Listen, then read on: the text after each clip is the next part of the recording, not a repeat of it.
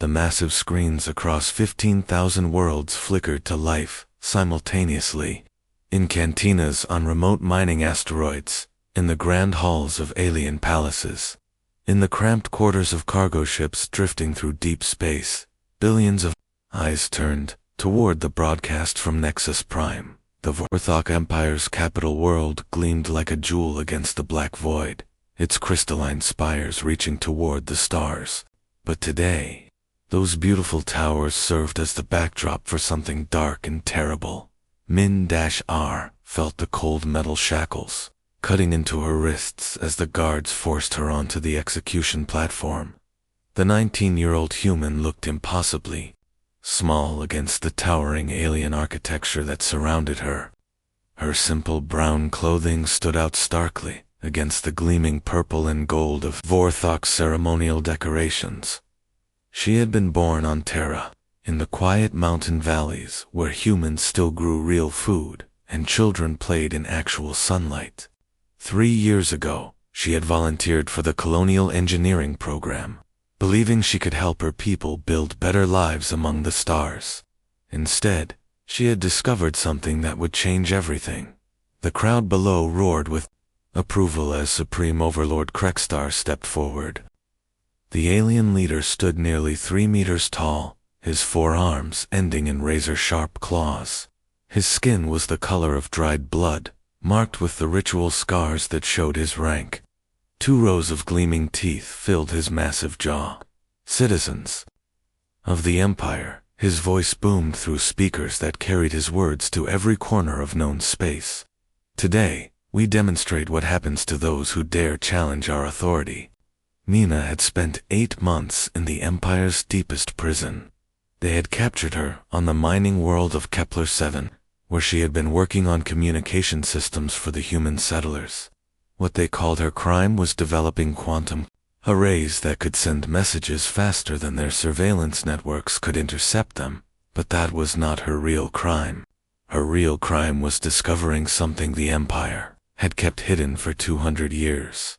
The guards pushed her to her knees in the center of the platform. Around her, thousands of alien spectators cheered and waved banners bearing the Empire's symbol. Flying cameras buzzed overhead like mechanical insects, broadcasting every angle to the waiting galaxy. Krekstar raised his ceremonial weapon, a neural disruptor that would shut down her brain in seconds. The device hummed with deadly energy, its crystal core glowing brighter as it charged. This human dared to create technology without Empire approval, he announced. She built devices that could hide messages from our watchers. She forgot that all knowledge belongs to the Empire. Mina lifted her head, ignoring the pain in her neck from the restraining collar. Her dark eyes found the nearest camera and stared directly into the lens. Somewhere out there, she knew her people were watching. Her younger brother Jiho would be in the command center on Luna Base. Her parents would be in their small house on Terra, probably holding each other as they watched their daughter die. But they were not the only ones watching. In hidden bases, scattered across human space, other eyes were also fixed on the screens. Admiral Teho, aboard his flagship. Captain Sujin, preparing her disguised warship for launch. Colonel Dongmin, reviewing his invasion plans one final time. The disruptor's hum grew louder.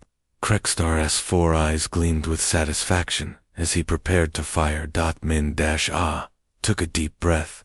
During her months in prison, the aliens had made one crucial mistake. They had allowed her to work in their computer systems, thinking a simple human engineer could never understand their advanced technology.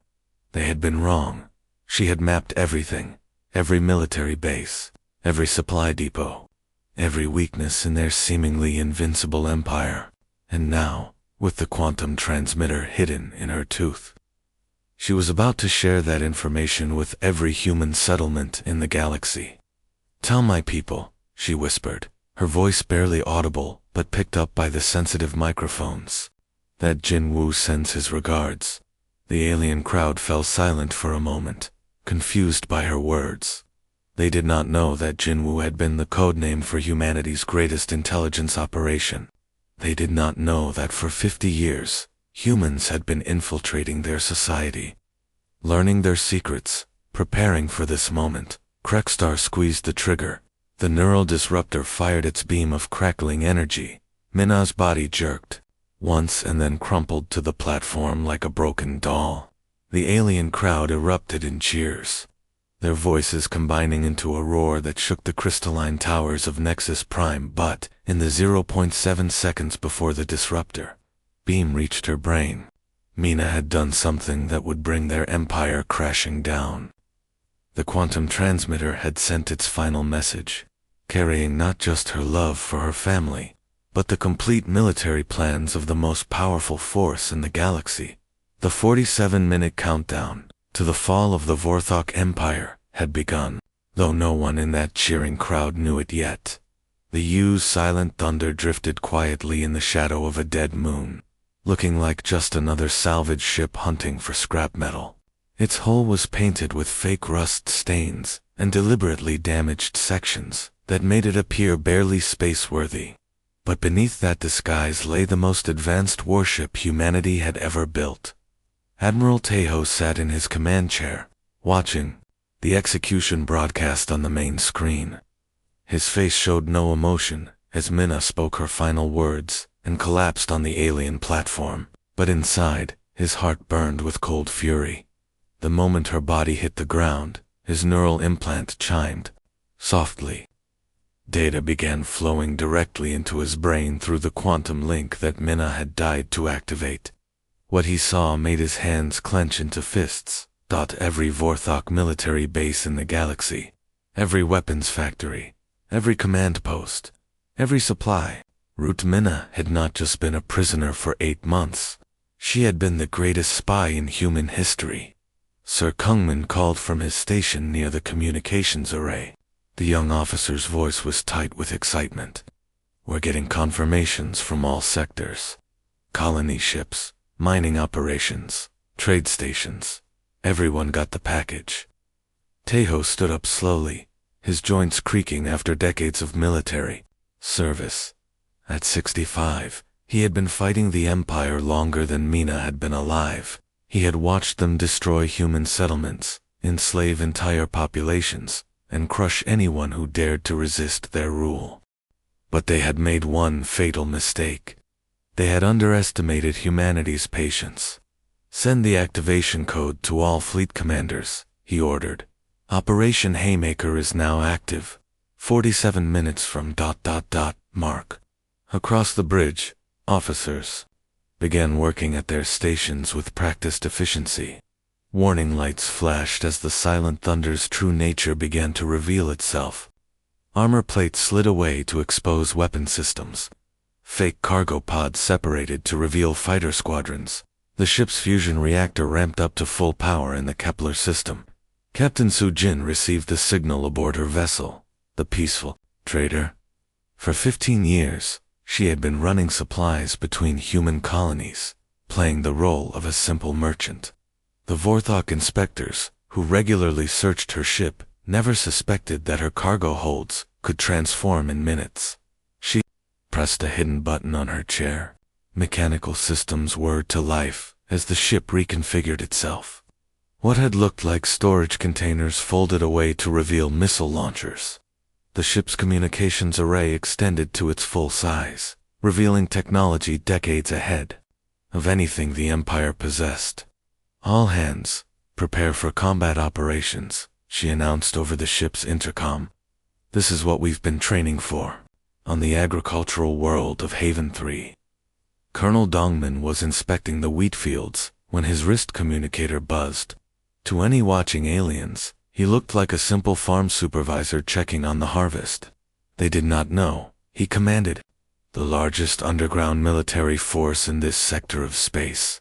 He walked to a seemingly ordinary irrigation control building and placed his hand on a scanner hidden beneath the control panel. The floor slid away to reveal an elevator that descended deep into the planet's crust. Below ground, vast chambers held thousands of human soldiers and enough weapons to arm a small army. All units to stations, he ordered as he stepped into the command center. The waiting is over. Similar scenes played out on hundreds of worlds.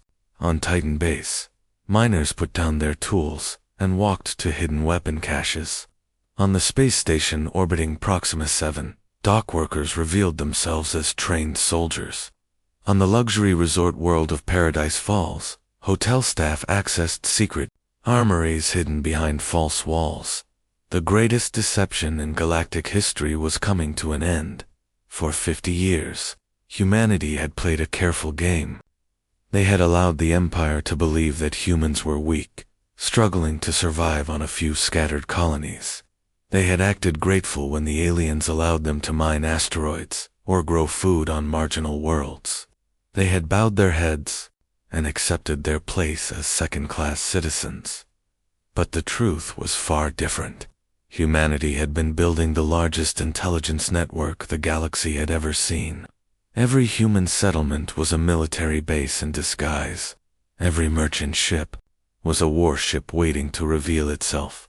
Every farmer, miner, and trader was a soldier preparing for this moment. Admiral Tejo looked at the countdown timer on his screen. 38 minutes remaining. Across human space, 3,000 ships were powering up their engines. 2 million soldiers were loading their weapons. 100,000 intelligence agents were preparing to drop their covers. Minaz, sacrifice, had given them the final piece of the puzzle. The Empire's complete military infrastructure, mapped down to the smallest guard post. Now, humanity would use that knowledge to strike with surgical precision. The young woman who had died on Nexus Prime would be remembered as a hero. But first, her people would make sure her death was not in vain. The Vorthok Empire had ruled through fear for too long. In 38 minutes, they would learn what fear really meant. The countdown continued, and across the galaxy, humanity prepared to reveal its true face to the stars. The timer on Admiral Tejo's command screen reached 0. Across the galaxy, 3,000 human ships dropped out of hyperspace at exactly the same moment. The synchronized attack had begun. Captain Sujin felt her stomach lurch as the peaceful trader emerged from the swirling energy of hyperspace.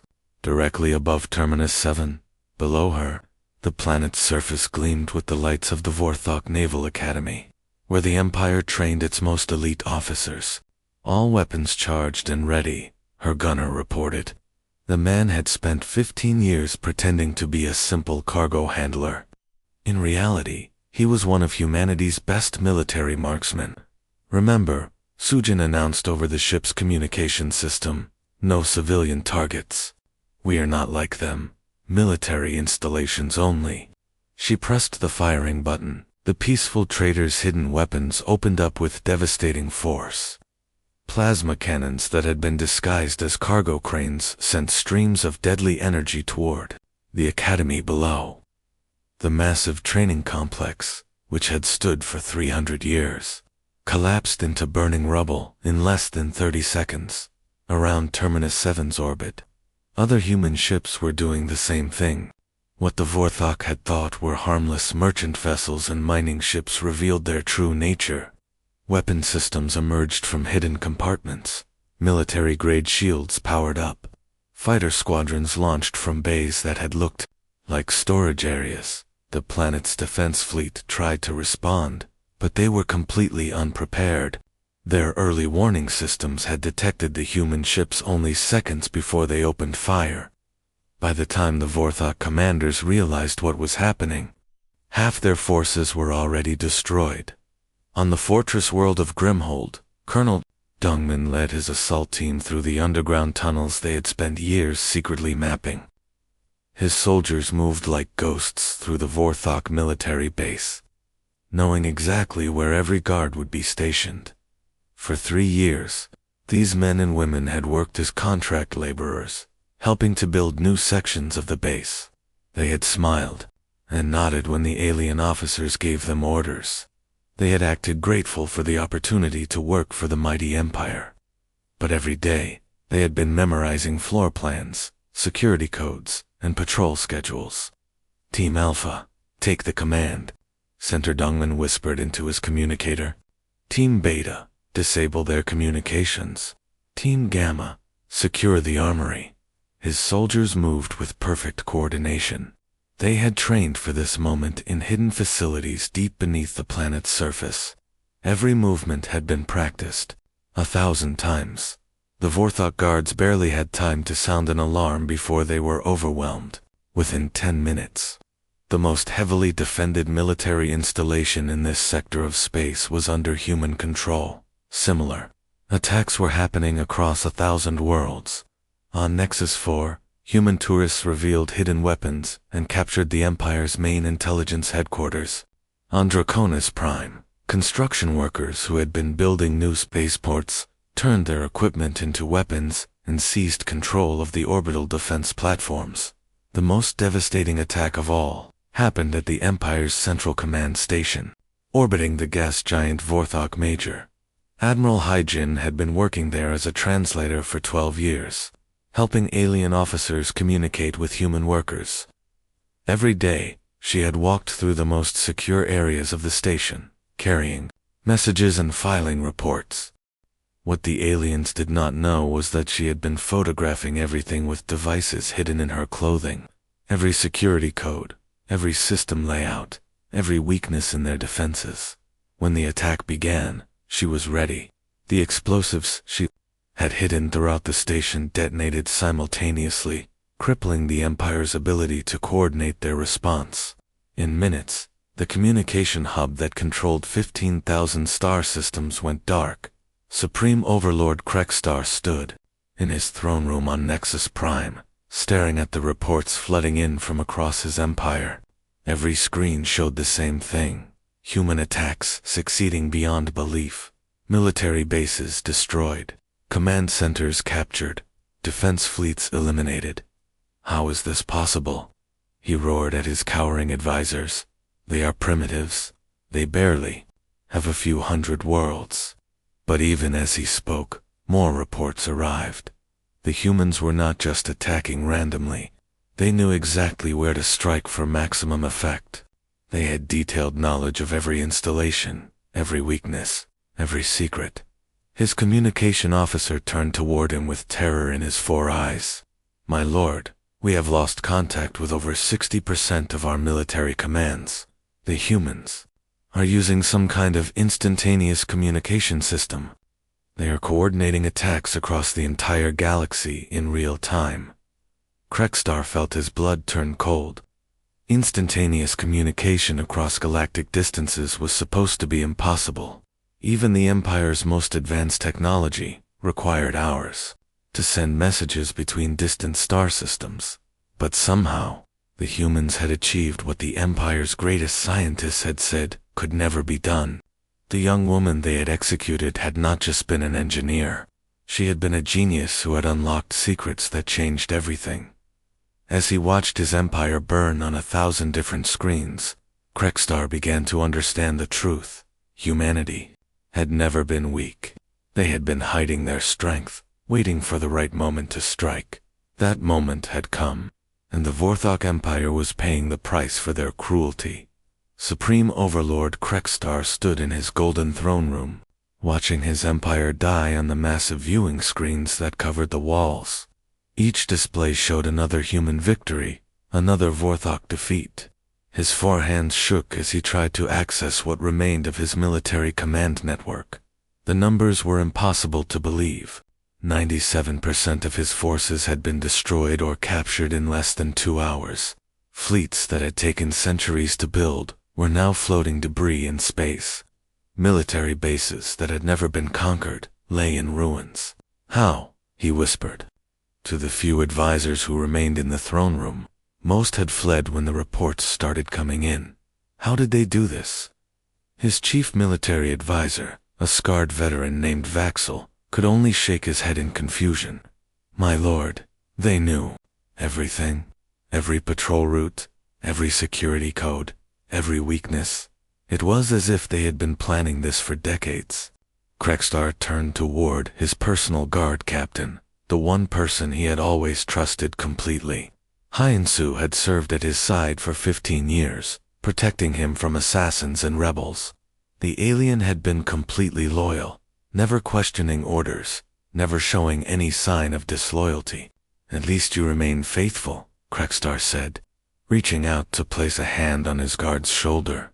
But instead of the rough, scaled skin he expected to feel, his fingers touched something smooth and warm. He looked closer and saw that what he had thought was alien skin was actually some kind of artificial covering.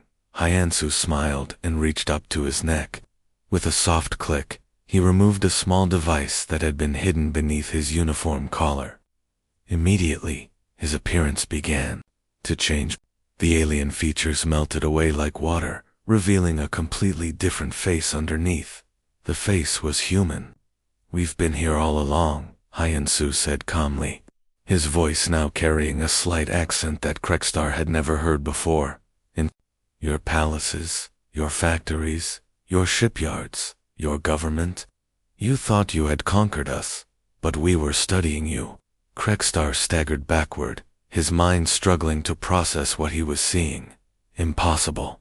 You are Vorthok. I have known you for 15 years. You have known the person I was pretending to be," Hyansu replied.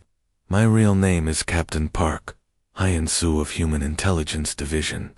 I have been gathering information about your personal security, your daily routines, your emergency procedures, everything needed to bring you down when the time came." Around the galaxy, similar scenes were playing out in government buildings, military headquarters, and industrial centers. Trusted advisors were removing their disguise devices and revealing human faces. Factory workers were shedding their alien costumes and showing their true identities. In the Empire's main weapons manufacturing plant on Forge World, the chief engineer had been an alien named Vexmar for 22 years. Now she stood before her shocked co-workers as Engineer Kim Yuri, a human woman who had been documenting every detail of Vorthok military technology since she first arrived. "You built our weapons," one of the Vorthok supervisors gasped. "You know how to destroy them." "We know how to build them better," Yuri replied simply. "Every ship, every gun, every piece of equipment in your military was designed with human input. We made sure to include certain weaknesses that only we would know about."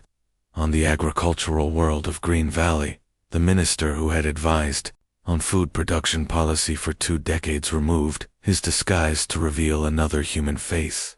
He activated his emergency transmitter and sent a message that reached every remaining Vorthok commander in minutes.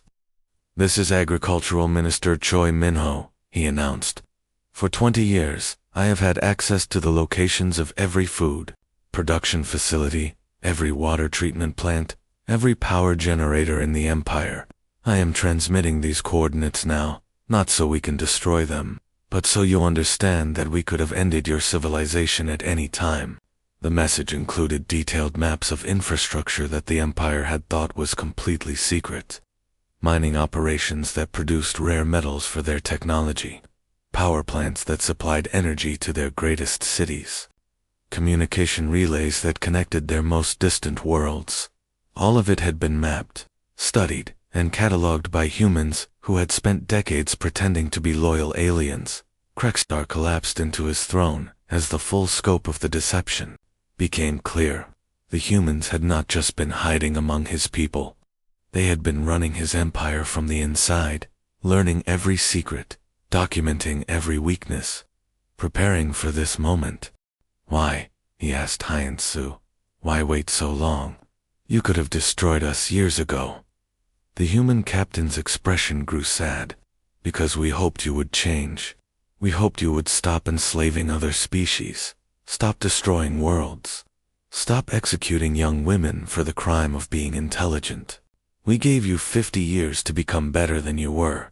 He gestured toward the screens, showing the burning remains of Vorthok military installations. "But you never changed. You just grew more cruel, more arrogant. So we decided to end it ourselves." The revelation was complete. The mighty Vorthok Empire had been brought down not by superior technology or larger armies, but by simple human patience and the greatest intelligence operation in galactic history. And they had done it all while their enemies never suspected a thing. The Imperial Palace on Nexus Prime lay in ruins. The golden towers that had reached toward the stars for 1,000 years were now broken and smoking. Crystal walls that had once shown the power and beauty of the Vorthok Empire were shattered into millions of pieces. Admiral Tejo walked slowly through the wreckage, his boots crunching on broken glass and twisted metal. Behind him, human soldiers secured the area, while alien prisoners sat quietly under guard.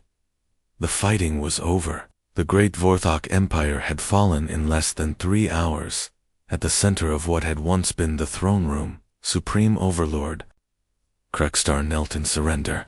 The massive alien who had once commanded 15,000 star systems now looked small and defeated. His 4 arms were bound behind his back, and his proud head hung low in shame. Your empire executed one human girl to demonstrate your power, Tejo said quietly, stopping in front of the fallen ruler. In response, we dismantled your entire civilization in 47 minutes to demonstrate ours. Krexstar looked up with eyes full of confusion and fear. I do not understand. You were nothing, weak colonists on scattered worlds. How did you hide such strength? We did not hide our strength, Tejo replied. We hid our patience. For 50 years, we watched and learned while you believed yourselves superior. We could have destroyed you at any time. We chose not to, hoping you would change. Around the ruined palace, representatives from other alien governments watched in stunned silence. The Clarith Confederation had sent their best ambassadors. The Mithros Republic had brought their military observers. The Free Traders Alliance had dispatched their most experienced negotiators. All of them had come to see what remained of the mighty Vorthok Empire. What they found terrified them more than any army could have. Ambassador Zexelin of the Clarith stepped forward nervously. Admiral Tejo, we must discuss what happens next. The balance of power in the galaxy has changed completely. Has it? Tejo asked calmly. Or have you simply learned what the balance always was? The truth was spreading across the galaxy faster than any spaceship could travel. The primitive humans who had seemed to struggle just to maintain a few hundred colonies had revealed themselves as the most sophisticated intelligence operation in galactic history. Every major government, every military force, every trade organization had been infiltrated and studied for decades on the Clarith homeworld. Trusted advisors were removing their disguises and revealing human faces. In the Mithros Republic, key military officers were admitting they had been human agents all along. Even the free traders. Alliance discovered that some of their most successful merchants had been gathering intelligence for Terra. The news reached the Galactic Council chambers on Centrum Station within hours. Emergency sessions were called as alien leaders tried to understand how badly they had misjudged humanity. Some called for immediate military action, others demanded negotiations. A few simply sat in shocked silence. It was into this chaos that Jiho walked 3 days later. Mina's younger brother looked nothing like the powerful military leaders who had conquered the Vorthok Empire. He was young, barely 25, with kind eyes and a gentle smile. He wore simple clothes and carried no weapons. But when he entered the council chambers, every alien representative fell silent. My name is Park Jiho, he said, his voice carrying clearly through the vast hall. I am here to speak for humanity. The Clarith ambassador stood up angrily. You have deceived us all. Your people have been spying on us for decades. Yes, Jiho replied simply. We have been watching you, learning about you, understanding your cultures, your technologies, your ways of thinking. We did this because we had to survive in a galaxy that saw us as inferior. What do you want from us? Demanded the Mithros military commander. Tribute, submission, slaves. Jiho shook his head. We never wanted to rule anyone. We wanted to be left in peace to build our own lives and raise our children in safety. But you made the mistake of hurting our family. He gestured toward a holographic display that showed Mina's execution. This young woman died because she was intelligent enough to threaten your control. She was executed not for any crime, but for the simple act of being human and brilliant. The alien representatives shifted uncomfortably in their seats. Many of their governments had similar policies toward species they considered inferior. My sister's death was the final proof that peaceful coexistence was impossible while empires like the Vorthok existed, Jiho continued. So we did what we had to do. We revealed our true capabilities and ended their reign of terror. He looked around the chamber, meeting the eyes of representatives from dozens of different species. But we do not want to replace one empire with another. We want something different. We want a galaxy where young engineers are not executed for being too smart, where children can grow up without fear, where different species can work together instead of enslaving each other. The girl who had died on the execution platform had become more than a martyr. She was the catalyst that had changed everything. Her sacrifice had revealed humanity's true place in the galaxy, not as subjects or servants, but as the quiet guardians who had been watching and waiting for the right moment to act. The age of human influence had begun, not through conquest, but through the simple demonstration that they had always possessed the power to reshape the galaxy. They had just been patient enough to use it wisely.